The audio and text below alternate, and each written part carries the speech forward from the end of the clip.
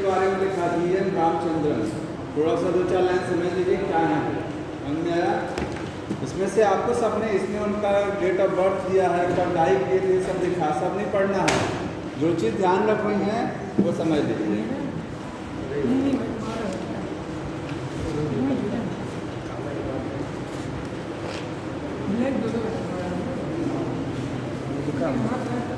GN Ramachandran कौन थे? इनका कंट्रीब्यूशन बायोलॉजी में क्या है? तो इनका कंट्रीब्यूशन ये है, इन्होंने प्रोटीन की स्ट्रक्चर बताया था। प्रोटीन की स्ट्रक्चर पर इन्होंने काम किया था। प्रोटीन समझ रहे हैं ना, बायोमोलिक्यूल चैप्टर में प्रोटीन्स होती है पढ़ते हैं, उसमें स्ट्रक्चर पढ़ते हैं, प्राइमरी, सेकेंडरी, टर्सरी और क्वाटरनरी, 4 तरीके का स्ट्रक्चर होता है। तो प्रोटीन का स्ट्रक्चर के बारे में इन्होंने क्या है अपना कुछ कंक्लूजन दिया था। कौन सी प्रोटीन की स्ट्रक्चर को इन्होंने डिस्कवर किया था? Collagen protein. कोलेजन प्रोटीन जो हमारे बॉडी में है, ठीक है, यहाँ लिखेंगे किससे संबंधित है? Related to collagen protein structure. ये साइंटिस्ट जो है प्रोटीन की स्ट्रक्चर का डिस्क्रिप्शन दिया था, उससे संबंधित है। और कौन से इन्होंने आगे लिखेंगे? Discovered collagen protein structure. Collagen जो प्रोटीन होती है उसकी स्ट्रक्चर को इन्होंने बताया था, ठीक। और कोलेजन प्रोटीन में कितना चेन्स होती हैं? 3। इन्होंने बोला 3 हेलिकल चेन्स हैं। हेलिक्स समझते हैं, डीएनए में क्या होता है तरीके से? हेलिकल रिक्स। तो प्रोटीन जो कोलेजन प्रोटीन है उसमें 3 हेलिकल चेन से मिलकर बनती है, ठीक। कोलेजन क्या है? Contain 3 helical chains. 3 उसमें हेलिकल चेन्स होती है, ये बताया, ठीक। इनका बर्थ कहाँ हुआ था? तो कोच्चि, जो केरल में है, कोच्चि के पास एक छोटे से विलेज में हुआ था, टाउन में लिखा हुआ है, ठीक है, समझ में आया? और इन्होंने ये फाउंडर थे, ये क्या थे? फाउंडर। फाउंडर सबको बताया ना क्या होता है, ठीक है। फाउंडर मालिक थे। फाउंडर किसके? मद्रास। हाँ, Madras college. Madras college school है, मद्रास स्कूल ऑफ, ठीक है, conformational analysis. Conformational analysis of biopolymers. Biopolymers का मतलब समझ रहे हैं क्या होता है? क्या होते हैं बायोपॉलीमर्स? पॉलीमर्स हमारी बॉडी के अंदर या लिविंग सिस्टम में जितने भी पॉलीमर हैं, जैसे प्रोटीन क्या है? पॉलीमर है। और स्टार्च क्या है? पॉलीमर है, ठीक है। ये सब बायोपॉलीमर हैं। सजीव जगत में मिलने वाले पॉलीमर्स को क्या बोलते हैं? बायोपॉलीमर्स, ठीक है। तो ये जो है मद्रास, एक Madras school of conformational analysis of biopolymer, समझ में आया? मद्रास में उन्होंने एक स्थापना किया था, एक संस्था की स्थापना किया था, उसका नाम क्या था? Madras school of conformational analysis of biopolymer. मतलब बायोपॉलीमर वहाँ क्या किया जाता था? उस स्कूल में क्या किया जाता था? बायोपॉलीमर जितने होते थे उनकी एनालिसिस की जाती थी, उनको पता लगाया जाता था कि वो कैसे हैं, प्रोटीन की स्ट्रक्चर को डिटेक्ट किया जाता था, ठीक है। कार्बोहाइड्रेट में जो पॉलीमर्स होते हैं उनकी स्ट्रक्चर को पता लगाया जाता था, समझ में आ रहा? उनका कन्फॉर्मेशनल एनालिसिस किया जाता था, समझ गए? कन्फर्मेशन के बारे में क्या किया जाता था? एनालिसिस, ये होता था वहाँ पर। आगे देखिए, ये अच्छे मैथमेटिक्स के जानकार थे, क्योंकि इनके फादर भी क्या थे?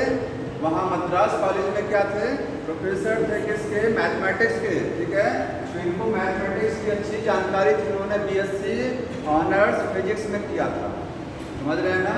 जैसे मेंडल को मैथमेटिक्स की अच्छी जानकारी थी, मेंडल ने जो लॉ दिया था, बायोलॉजी से संबंधित लॉ है, लेकिन उनको उसमें मैथमेटिक्स उन्होंने इंक्लूड किया था, ठीक है, स्टैटिकल एनालिसिस की थी। तो इनको इन्होंने BSc फिजिक्स किया था ऑनर्स, ठीक है। और इन्होंने इनमें मेन आपको ध्यान रखना है क्या चीज़ इन्होंने बताया, किस चीज़ पर अध्ययन किया? कोलेजन प्रोटीन स्ट्रक्चर को पता लगाया। 3 हेलिकल चेन्स हैं, अल्फा बीटा। ये एक साइंटिस्ट से बहुत प्रभावित हुए थे। जैसे जो कोई भी कोई काम करता है तो उसको पीछे से थोड़ा सा बैकअप मिलता है, थोड़ा सा मोटिवेशन मिलता है ताकि उसका काम आगे और बढ़ जाए। इनको मोटिवेशन कहाँ से मिला था? एक साइंटिस्ट का नाम लिखा हुआ लास्ट में देखिए, लोइस करके, लिनियस पॉलिंग लिखा हुआ है, लिनियस पॉलिंग, लाइनस पॉलिंग है, ठीक है। तो यहाँ लिखिएगा कि ये इन्फ्लुएंस किससे हुए थे? इन्फ्लुएंस का मतलब प्रभावित हुए थे, इन्फ्लुएंस बाय लाइनस पॉलिंग। एक साइंटिस्ट थे, उनसे बड़े प्रभावित हुए थे उनके काम से, उनसे नहीं, उनके काम से। उन्होंने क्या काम किया था? प्रोटीन। जब आप बायोमॉलिक्यूल वाले चैप्टर में पढ़ेंगे तो आपको बताया जाएगा कि प्रोटीन की स्ट्रक्चर में क्या क्या होता है। उसमें अल्फा हेलिक्स होता है और बीटा शीट, ये प्रोटीन की स्ट्रक्चर के रूप हैं। तो इन साइंटिस्ट ने, इन्होंने क्या बताया था? इन्होंने बताया था influenced by the Linnaeus polling. इनका काम क्या था? अल्फा हेलिक्स और बीटा प्लेटेड शीट। इन्होंने जो है लिनियस पॉलिंग का एक काम था। लिनियस पॉलिंग किस पर काम कर रहे थे? प्रोटीन के स्ट्रक्चर पर काम कर रहे थे। कौन सी? अल्फा हेलिक्स और बीटा प्लेटेड शीट। उससे बड़े प्रभावित हुए और सोचे मैं क्यों नहीं कर सकता हूँ, तो उन्होंने प्रोटीन का स्ट्रक्चर बता दिया। समझ गया? इनके वर्क से बड़े इन्फ्लुएंस थे। ये थोड़ा सा कुछ इसके बारे में कंट्रीब्यूशन है, ध्यान रखिए।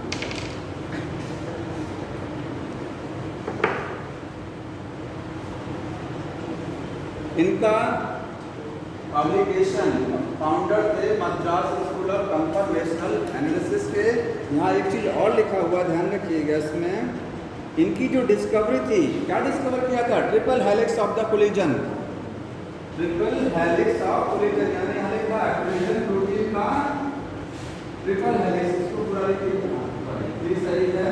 ट्रिपल हेलिक्स समझ रहे हैं ना? कोलिजन प्रोटीन में कितनी हेलिक्स हैं? 3 हेलिक्स हैं। तो ट्रिपल हेलिक्स उन्होंने डिस्कवर किया था कोलिजन का, और ये किसमें पब्लिश हुआ था? एक जर्नल है नेचर। नेचर समझते हैं? साइंस में जो नई नई डिस्कवरीज होती हैं, तो एक जो है पत्रिका है, इसका सर्कुलेशन बहुत फास्ट है, बहुत फेमस पत्रिका है नेचर। उसमें इनका पब्लिश हुआ था कोलिजन प्रोटीन का ट्रिपल हेलिक्स स्ट्रक्चर। समझ में आया? यहाँ लिख रहे हैं ये ट्रिपल हेलिक्स, ठीक है, और कोलिजन प्रोटीन जो है, ठीक है, उसका पब्लिश्ड इन नेचर। इंडियन लीजिएगा, इंडियन है, फॉरेन है, इंडिया में मिलता है नेचर मैगजीन, ठीक है, हर जगह मिलता है। अब पढ़ना है सेल। तो किसी भी चैप्टर को स्टार्ट करने के पहले जो साइंटिस्ट का कंट्रीब्यूशन दिया रहता है, जरूर पढ़ा करिए इसको। जो टिपिकल क्वेश्चन होते हैं छोड़ देते हैं बच्चे, अक्सर वहीं से आ जाते हैं। स्टार्ट करते हैं हम लोग सेल, ठीक है। ये हो गया सब।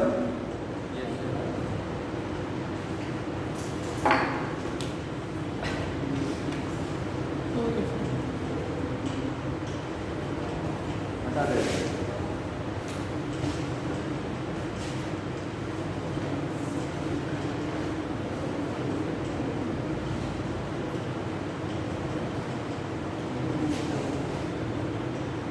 सेल एक लैटिन वर्ड से बना हुआ है, that Latin word is called cellula. किससे बना हुआ है? सेलुला से बना है, ठीक है।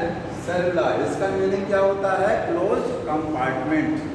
जैसे बायोलॉजी दो लैटिन वर्ड से मिलकर बना है, बायोस प्लस, बायोस का मतलब पता है, लॉगस का मतलब पता है। ऐसे सेल सेलुला लैटिन वर्ड से बना है, इसका मतलब होता है क्लोज कंपार्टमेंट। बंद एक कमरा, छोटा सा एक बंद कंपार्टमेंट, उसको क्या बोल सकते हैं हम? सेल, ठीक है। तो सेल है ये, और इसको बोलते हैं structural and functional unit of life. Functional unit of life क्यों बोलते हैं? सभी को पता होगा, 9th क्लास से लड़ते आए हैं। स्ट्रक्चरल यूनिट क्यों बोलते हैं? इसी से सब क्योंकि सारी स्ट्रक्चर इसी से बनती है। सेल नहीं है तो कुछ नहीं है, ठीक है। सेल से पूरी बॉडी बनती है शरीर के सारे और फंक्शन शरीर के सारे जितने काम होते हैं वो सेल की वजह से ही हो रहे हैं। अगर सेल काम नहीं करेगी तो बॉडी काम नहीं करेगी, ठीक है। तो सारी स्ट्रक्चर सेल से बनती है और सारे फंक्शन सेल की वजह से ऑपरेट हो रहे होते हैं। संरचनात्मक और क्रियात्मक इकाई है शरीर का, कोशिका। समझ में आया? ये हो गया। अब जो यूनिसेलुलर एनिमल्स होते हैं, एक कोशिकीय जो जीव होते हैं, उसमें सेल ही सब कुछ होता है। एक सेल होती है ना, कितनी सेल होती है? सिंगल। तो अपनी सारी क्रियाओं को एक ही सेल से चलाते हैं। एक लाइन लिखा हुआ, unicellular organism are capable of independent existence and performing the essential function of life. अगर मैं कहूँ कि सेल का क्या स्वतंत्र रूप से सेल रह सकती है? इंडिपेंडेंट एग्जिस्टेंस होता है सेल का? यस होता है। कौन सी सेल का होता है? हमारी बॉडी की कोई सेल निकाल करके बाहर रख दो तो क्या वो अकेली रह सकती है? नहीं, बॉडी के अंदर ही रहेगी, मिल के रहेगी सब। अकेले एग्जिस्टेंस सेल का वहाँ होता है जो एक कोशिकीय जीव होते हैं। समझ में आया? जिसके शरीर में केवल एक ही कोशिका है, वहीं पर सेल अकेले रह सकती है। बहुकोशिकीय जीवों में एक सेल का अपना स्वतंत्र रूप से कोई अस्तित्व नहीं होता, एग्जिस्टेंस नहीं। समझ में आया? तो यहाँ पर लिखेंगे यूनिसेलुलर, एक कोशिकीय जीवों में, ठीक है। सेल का क्या होता है? सेल है independent existence existence and performing essential function of existence, स्वतंत्र रूप से अस्तित्व है सेल का, ठीक है। और दूसरा क्या है? और perform all function, all function of life. All function. एक कोशिकीय जीवों के सारे काम जो होते हैं वो एक ही कोशिका के द्वारा संचालित होते हैं। सारा काम वही करेगी क्योंकि उनके शरीर में एक ही सेल है। समझ में आ रहा है? ये हो गया एक। अगली चीज देखिए, सेल का अपना एग्जिस्टेंस होता है। सेल अकेली रह सकती है। कहाँ रह सकती है? यूनिसेलुलर। क्या सेल से भी कोई छोटी चीज है जिसका स्वतंत्र रूप से एग्जिस्टेंस है? लाइफ सेल से भी छोटा कुछ नहीं, लाइफ का नहीं। सेल से भी छोटा कोई चीज़ ऐसा नहीं जिसका अपना स्वतंत्र रूप से एग्जिस्टेंस है, जो जिंदा रह सकता है। ये लाइन पढ़ लीजिए, लिखा है कि सेल को हम फंडामेंटल यूनिट क्यों बोलते हैं? क्योंकि सेल से छोटा कुछ है ही नहीं है जिसका स्वतंत्र एग्जिस्टेंस हो। समझ में आए? इसलिए ये बेसिक यूनिट है ना। अगर सेल से भी कोई चीज़ ऐसी छोटी होती जो रह सकती थी जिंदा, तो वो फंडामेंटल यूनिट होती। लिखा है यहाँ पर कि द स्ट्रक्चर डज नॉट, कहाँ गया एक लाइन लिखी है, देखिए। हाँ, anything less than a complete structure of cell does not have the independent existence. क्या लिख लीजिएगा? कोई भी चीज, anything less than a complete cell, एक सेल से छोटा कोई भी चीज उसका इंडिपेंडेंट लिविंग एग्जिस्टेंस नहीं है, ठीक है। Do not have living independent existence.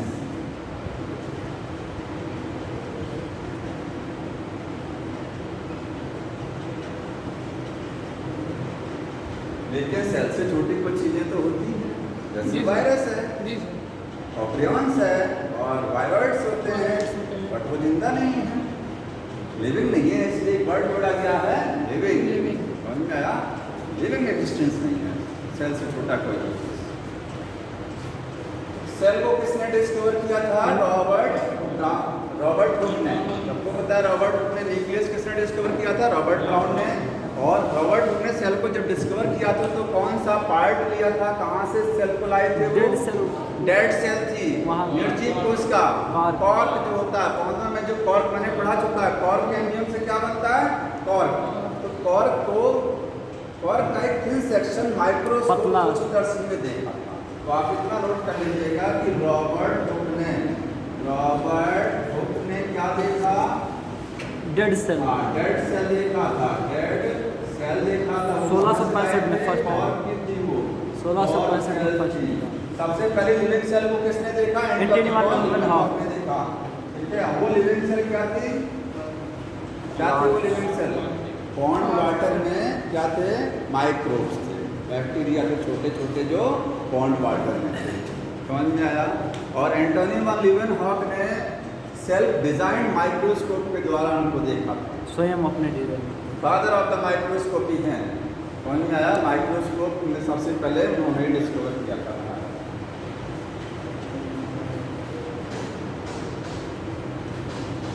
अब आगे का टॉपिक है सेल थ्योरी। तो सेल थ्योरी क्या है? सेल थ्योरी एक थ्योरी है, समझ में आया? क्या बताती है सेल थ्योरी? सेल थ्योरी ये बताती है कि जितने भी प्लांट एनिमल्स होते हैं, जितने भी जीव हैं, उनकी बॉडी किससे बनती है? सेल से। समझ में आया? 2 पॉइंट है सेल थ्योरी के। All the living body is made by the cell and all the cell arise from the previous cell. सारी सेल पुरानी सेल से ही बनती है। तो सेल थ्योरी को किसने दिया था? Omni cellular cellular cell theory को किसने दिया था? स्लाइडन पूछा जाए तो वो साइंटिस्ट हैं स्लाइडन और दूसरे क्या है? स्वान है, SCHWANN। स्लाइडन क्या है? बोटेनिस्ट हैं, बोटेनिस्ट। और ये क्या है? जूलॉजिस्ट हैं। समझ में आया? जूलॉजिस्ट हैं। 1838 में स्लाइडन ने काम किया था, 1839 में स्वान ने काम किया था। 1838 में और 1839, ठीक है? समझ में आया? स्लाइडन ने क्या बोला था कि जितने भी प्लांट होते हैं उनकी बॉडी किससे बनती है? सेल से। पुरानी मतलब प्लांट्स जो है made by cell. Plant body किससे बनती है? सेल से बनती है। स्वान ने क्या बताया? जूलॉजिस्ट थे, तो इसका मतलब ये नहीं है कि इन्होंने बॉटनी का काम नहीं किया था। यही लाइन बुक में लिखा है, ठीक है? जूलॉजिस्ट थे, इन्होंने बोला था स्टेटमेंट ध्यान देंगे कि ऑल एनिमल्स, जितने एनिमल्स होते हैं वो क्या है? Contain cell. उनके अंदर क्या है? सेल होती है, ठीक है? सेल से मिलकर के सारे एनिमल की बॉडी बनती है। इन्होंने कोई चीज एक्स्ट्रा बताया। उन्होंने बोला कि जो प्लाज्मा मेम्ब्रेन होती है, मतलब कोशिका कला जिसको बोलते हैं, और सेल वॉल जिसको कोशिका भित्ति बोलते हैं, सबसे पहले किसने बताया कि प्लांट सेल में सेल वॉल होती है और एनिमल सेल में सेल मेम्ब्रेन, प्लांट में भी सेल मेम्ब्रेन, मतलब सेल में एक बाहर सेल मेम्ब्रेन होती है। किसने बताया? कि कोशिका में एक आपको क्या मिलेगा? सेल मेम्ब्रेन, और प्लांट सेल में क्या मिलेगा? सेल वॉल ही मिलेगा, ठीक है? यहाँ 2 चीज लिखेंगे। इन्होंने बताया told cell contain cell membrane. Cell में क्या होता है? एक चीज सेल मेम्ब्रेन होती है। एंड प्लांट सेल में और क्या होता है? Plant cells also contain cell wall. ध्यान रखिएगा कि सेल वॉल और सेल मेम्ब्रेन के बारे में सबसे पहले इन्होंने बताया, ठीक है? अब चूंकि प्लांट सेल देखिए, इसका मतलब प्लांट का अध्ययन किया होगा इन्होंने, तो ये प्लांट भी इन्होंने प्लांट पर भी स्टडी किया था। जूलॉजिस्ट थे बट प्लांट पर भी इन्होंने स्टडी किया था। सेल थ्योरी दोनों ने मिलकर दिया, तो दोनों ने क्या किया? दोनों ने मिलकर के सेल थ्योरी दिया। तो सेल थ्योरी जो है इन्होंने भी दिया और इन्होंने भी दिया, ठीक है? सेल थ्योरी में बताया क्या जाता है? सेल थ्योरी में 2 पॉइंट लिखे रहते हैं।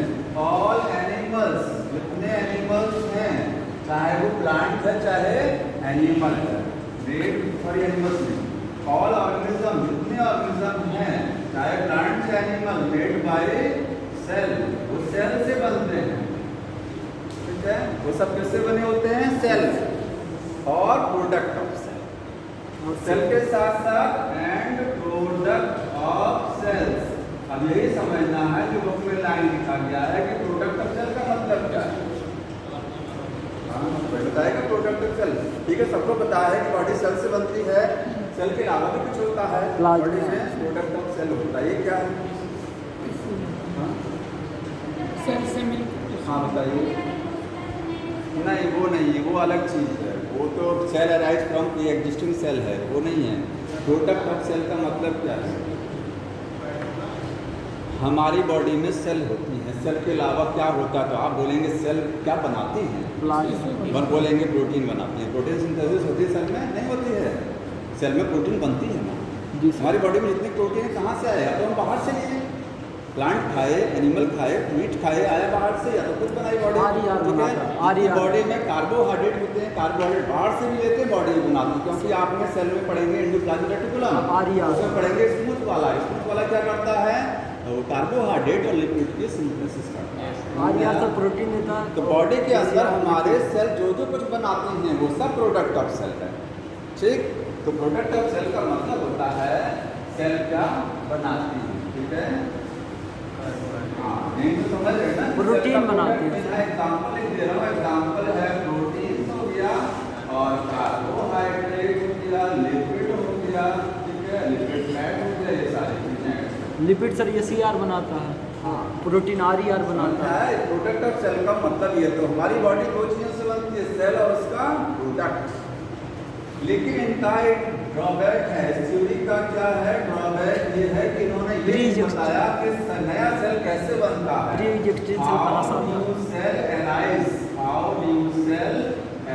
नई सेल बनती कैसे है, इन्होंने नहीं नहीं बताया। तो यही चीज किसने बताया, रुडोल्फ विर्चो। सेल थ्योरी को मॉडिफाइड किया। ये वाला पॉइंट सेम था, एक पॉइंट और जोड़ा कि नया सेल बनता कैसे है।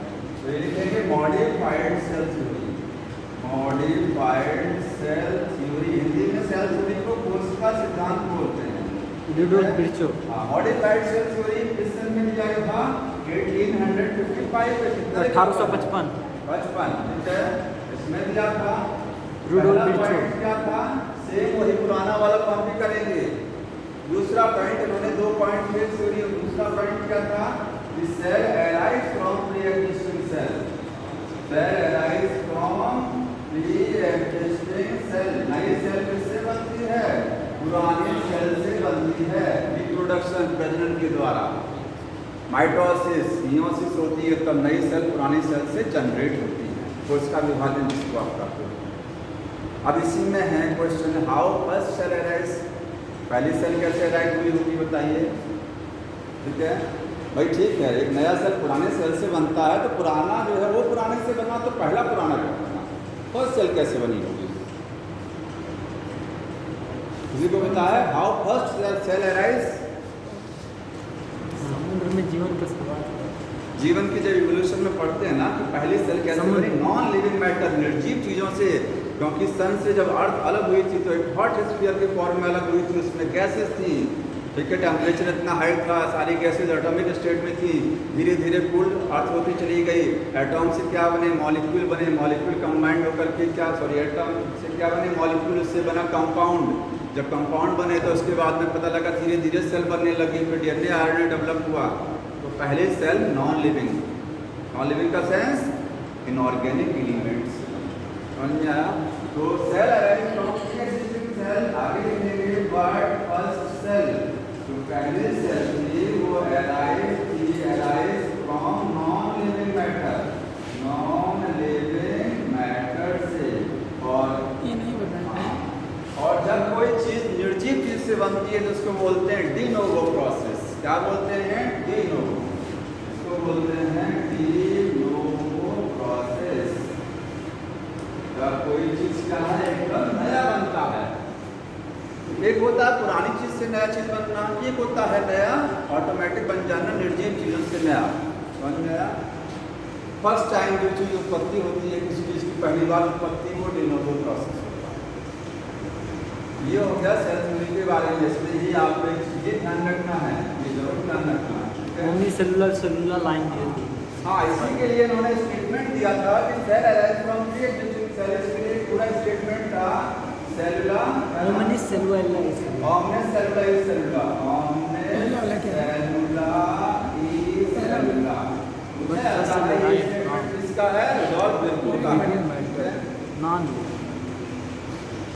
Cell arise from preexisting cell. Cell theory खत्म हो गई, ठीक है। ओवरव्यू ऑफ अब बताना है सेल का ओवरव्यू, सेल में क्या क्या होता है, ठीक है।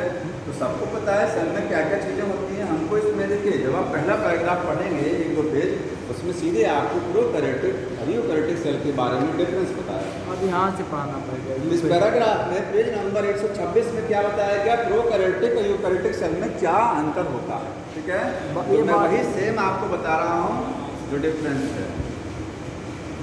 इसके बाद पढ़ेंगे प्रोकैरियोटिक सेल, उसके बाद पढ़ेंगे यूकैरियोटिक सेल।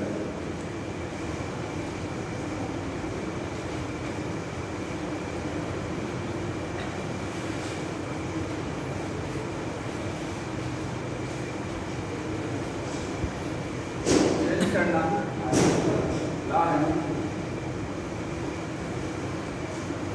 पहले सब्जी पार्ट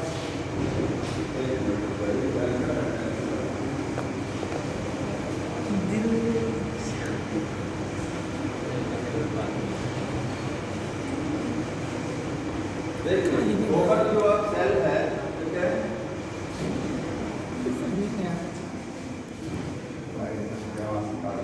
सब्जी सेल का ओवरव्यू। ठीक, तो सेल के बारे में अगर आपको स्टडी करनी है, पहली चीज तो यानी अगर सेल का अध्ययन करना है, सबसे आसान तरीका प्लांट सेल का अध्ययन करना। सबसे आसान तरीका क्या है, कहाँ से प्लांट सेल को लेके आएंगे, कहाँ से लाएंगे, किसी को पता है प्लांट सेल कहाँ से लाएंगे? भाई आपको प्लांट सेल अध्ययन करना है, एनिमल सेल का अध्ययन करना, माइक्रोस्कोप में कहाँ से पसंद करेंगे लाना? ऑनियन की 9th क्लास में एक्सपेरिमेंट कराया जाता है कि कौन सेल प्लांट सेल कहाँ से लाते हैं? ऑनियन की छिल्ली, प्याज की छिल्ली का अध्ययन कराते हैं। ठीक है, 11th क्लास में जब पहुँचते हैं तो वो अपोज कर दिए तो मैं इसको